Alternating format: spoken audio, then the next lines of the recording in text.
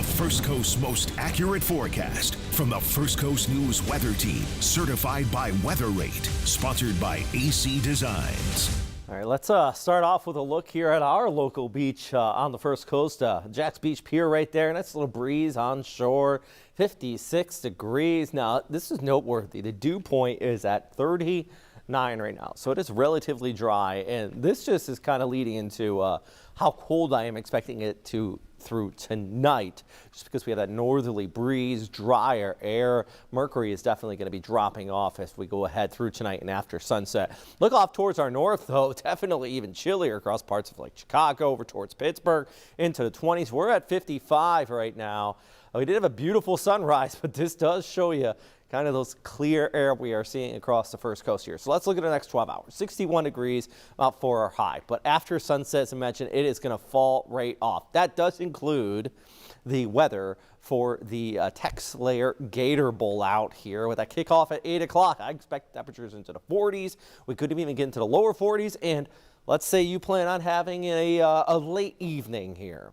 After the game, it will be into the 30s closer to midnight here with our morning low into the mid 30s. So it is a clear, it is a chilly night on tap if you're going to be heading out this evening. There is a meteor shower going on, especially heading into early tomorrow morning. We could be looking at a few of those shooting stars out there. In theory, best viewing conditions, you could see about 120 per hour. But, you know, yeah, you could see a few of them out there. Just keep an eye on the sky tomorrow morning. Make sure you are bundled up if you're going to be heading outside. And tomorrow, only getting a high of about 62 degrees. So it's not much of a warm up. How about the extended forecast? Because it's cold now and cold this weekend too. Saturday morning, I anticipate, you know, frost conditions here, just like we're seeing again tomorrow morning too.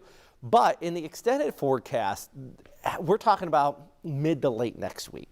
We got another reinforcement of cold air and some of the guidance even pushing snow as far south as central areas of Georgia. Now, this is the GFS, one of our global models. The ECMWF doesn't really show this, neither does the CMC. So keep that in mind, is that there is still uncertainty in that extended forecast as far as the chance of precipitation.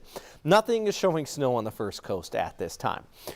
But what most of the guidance is at least indicating is right now we have the cold air heading into this weekend, get a little bit of a warm up with a frontal passage on Monday.